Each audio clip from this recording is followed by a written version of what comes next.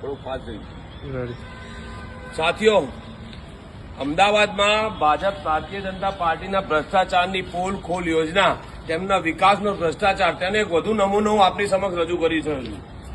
EWS Awas Yojana એટલે પ્રધાનમંત્રીશ્રીએ પોતાના dream project તરીકે જ્યાં ઝૂંપડું ત્યાં મકાન એ પ્રકારનો પ્રોજેક્ટ તેમણે દાખલ કર્યો હતો। ત્યારબાદ તેનું ખાતમુહૂર્ત કરવામાં આવે, ત્યારબાદ પછી એની પ્રસિદ્ધિ માટે જાહેરાતો પાસે કરોડો રૂપિયા ખર્ચવામાં આવે અને ડ્રો સિસ્ટમ કરવા માટેની પણ જાહેરાતો કરવામાં આવે। જનતાના ટેક્સના પૈસાની તમે જુઓ કે કેટલી હદ સુધી તેનો દુર્વ્યય કરવામાં આવે છે। 2019માં તે લોકોએ આ એફપી 175 ને 190માં કામ આપવામાં આવ્યું ત્યારે જ્યોતિ ઇન્ફ્રાસ્ટ્રક્ચર કંપનીને આપવામાં આવ્યું। 48,94,94,315નું ટેન્ડર આપ્યું। 6/6/2019માં આ કામ આપ્યું। ત્યારબાદ 30/5/2024ના આ જ કંપનીને સ્ટેન્ડિંગ કમિટીના ઠરાવથી બ્લેકલિસ્ટ કરવામાં આવે છે। એમ કેમ પ્રકારે તેણે કામ પૂર્ણ ના કર્યું અથવા તો ગેરરીતિઓ કરી। આ 930 આવાસના કામની અંદર બ્લેકલિસ્ટ કર્યાના 9 મહિના પછી ફરીથી સ્ટેન્ડિંગમાં ઠરાવ કરવામાં, એટલે 9 મહિના સમય જેટલો એ લોકોએ બાતલ નાખ્યો। કેશવપ્રિય પ્રોજેક્ટ કંપની પ્રાઇવેટ લિમિટેડ છે, જેને સંકલ્પ વિભાગ કહે છે, ઇન બ્રેકેટ લખ્યું છે, તેને 33,97,21,004માં આ કોન્ટ્રાક્ટ 5/2/2025ના રિન્યુ ઠરાવ કરવામાં આવ્યો। સાથીઓ, હવે મારી મહત્વની વાત એ છે, એવો તો કેટલો પ્રકારનો ભારતીય જનતા પાર્ટીના વહીવટદારો તમે જોઈ રહ્યા છો। આ બિલ્ડિંગ તો વર્ષો જૂનું છે, આજનું નથી, મિનિમમ 2 થી 5 વર્ષ જૂનું છે। ઇન્ફ્રાસ્ટ્રક્ચરનો કોઈ પુરાવો રજૂ કરે તો પણ આ બતાવી શકાય, આપણો પુરાવો નથી। આ બિલ્ડિંગ તમે જુઓ શું પરિસ્થિતિમાં છે, જાણે આ પરિસ્થિતિ આ જો અહીંયા મિની તળાવ લેક થઈ ગયું છે, કોઈ પણ પ્રકારની અહીંયા કોઈ વ્યવસ્થા નહીં। આજે પણ મેં હાજરીનો પુરાવો માંગ્યો કોર્પોરેટર તરીકે, તો મને કહ્યું કે 20 માણસો અહીંયા કામ પર છે, રોજ જે પુરાય હાજરી એની વાત છે।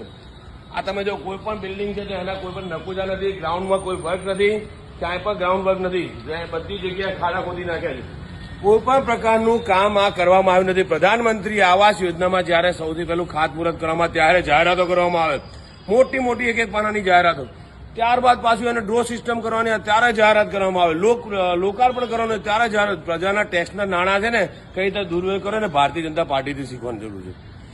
સાથીઓ, જોવાની વાત એ છે કે લોકોને 2019 અને 2025 હજી પણ એ લોકોએ 5 વર્ષનો કોન્ટ્રાક્ટ કરીને આપ્યો છે, એટલે 5 વર્ષના કોન્ટ્રાક્ટની અંદર એ લોકોએ ટોટલ થઈને પબ્લિકને આવાસ છે, સામાન્ય જનતાએ જયારે હજારો રૂપિયા પોતાના અર્નેસ્ટ મની એટલે કે ડિપોઝિટ પેટે લેવામાં આવે છે, એ રકમનો પણ સરકાર પોતે ઉપયોગ કરે છે। અને અનેક વર્ષો રહ્યા પછી 10-10 વર્ષે જો 11 વર્ષે જો લોકોને ઘર મળવાના હોય, 11 વર્ષે ઘર મળે તો એ ક્યાં ઝૂંપડું ત્યાં મકાનની વાત આવી, ક્યાં આ યોજનાની કોઈ સક્ષમતા આવી, ક્યાં આ યોજનાની કોઈ પરિપક્વતા આવી, ક્યાં જનતાને આ ઘર મળી શકવાના છે।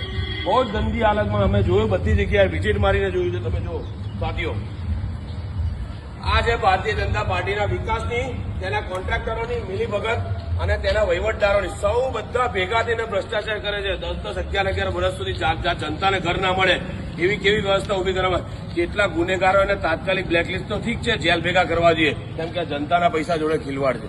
તમે જોઈ રહ્યા છો વિઝ્યુઅલ્સ મેં બધા બતાવ્યા તમને, ક્યાંય પણ નકુચાની વ્યવસ્થા નહીં, ક્યાંય પણ ડોર નથી બનાવેલા, ક્યાંય પણ કોઈ પણ ઇન્ફ્રાસ્ટ્રક્ચર નહીં, ઝીરો, ખાલી માત્ર કોન્ક્રીટ ઉભું કરીને બતાવવામાં આવ્યું છે કે કામ ચાલ્યું છે। જ્યારે એ લોકોએ 22 કરોડનું કામ બતાવ્યું છે કે બાકી છે, તો 22 કરોડની સામે એ લોકોએ લગભગ 26 કરોડ જેટલું કામ કર્યું, તો 26 કરોડના કામને એ લોકોએ કેટલો પ્રમાણ કર્યું છે। બીજું 3 મહિનાથી આ કોન્ટ્રાક્ટ લેવામાં આવે છે, છતાં પણ જો આજે પણ 3 મહિના પછી પણ જો માત્ર ને માત્ર 20 હાજરી પૂરાતી હોય, એનો મતલબ શું કહેવાય કે આ કેટલી ગોકળગાયે કામ ચાલુ છે। પૂરેપૂરો ભારતીય જનતા પાર્ટીનો, તેના વહીવટદારોનો, સત્તાધીશોનો, ટોટલ એડમિનિસ્ટ્રેટરનો, હાઉસિંગ પ્રોજેક્ટનો અને કોન્ટ્રાક્ટરોની મિલીભગતનો દોલતો પુરાવો છે। સાથીઓ, હવે જાગવાની જરૂર છે, સમય પાકી ગયો છે, સમય આવ્યો છે હવે જડબાતોડ જવાબ આપવાનો। આ સીધો ભ્રષ્ટાચાર, જનતાના પૈસાને જે વેડફવાનો દેખાય છે, એનો એક પુરાવો મેં આપણી સામે રજૂ કર્યો છે અને અમે અવારનવાર આપણી સામે જનતાને માટે, જનતાના પૈસાના ટેક્સને બચાવવા માટે અને જનતાની લાગણીને વાચા આપવા આપ સૌના માટે લડત લડતા રહીશું। જય હિન્દ, ભારત માતા કી જય।